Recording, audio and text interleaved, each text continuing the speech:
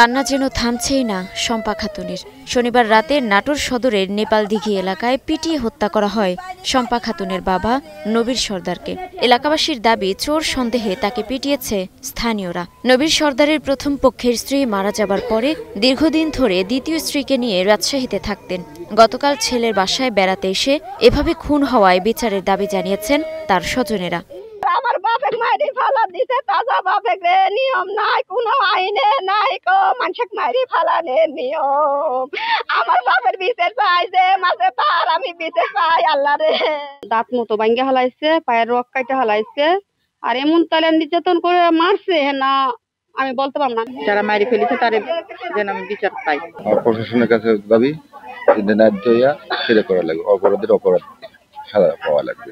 নেপালদিঘি এলাকার বাসিন্দারা ক্যামেরার সামনে কথা না বললেও জানান, নবীর সর্দার একজন চিহ্নিত চোর। এলাকার অনেকের বাড়িতেই চুরি হয়েছে, তাই ক্ষুব্ধ ছিল স্থানীয়রা। প্রাথমিকভাবে এটি হত্যাকাণ্ড বলে ধারণা করছে পুলিশ।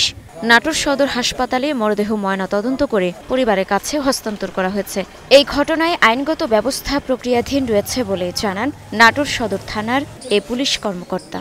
আমরা এই মুহূর্তে পুরা ঘটনা হত্যার মূল রহস্য উদ্ঘাটন করতে পারি নাই, হয়তো আমরা অল্প সময়ের ভিতরে সেটাও পারবো।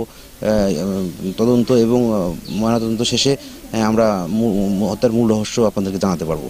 শুধু নাটোর নয়, দেশে গণপিটুনিতে হত্যার সংখ্যা উদ্বেগজনকভাবে বেড়ে চলেছে বলে দাবি করেছে মানবাধিকার সংগঠন MSF। আগস্ট মাসে অন্তত ৩৮টি গণপিটুনির ঘটনায় ২৩ জন নিহত ও ৪৩ জন গুরুতর আহত হয়েছে বলে এক প্রতিবেদনে জানিয়েছে সংগঠনটি।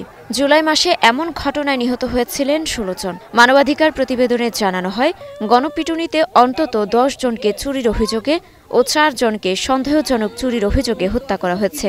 এভাবে বিনা বিচারে হত্যা বন্ধে প্রশাসনের কঠোরতার পাশাপাশি সবার সচেতনতা বাড়ানোর দাবি মানবাধিকার সংগঠনগুলোর।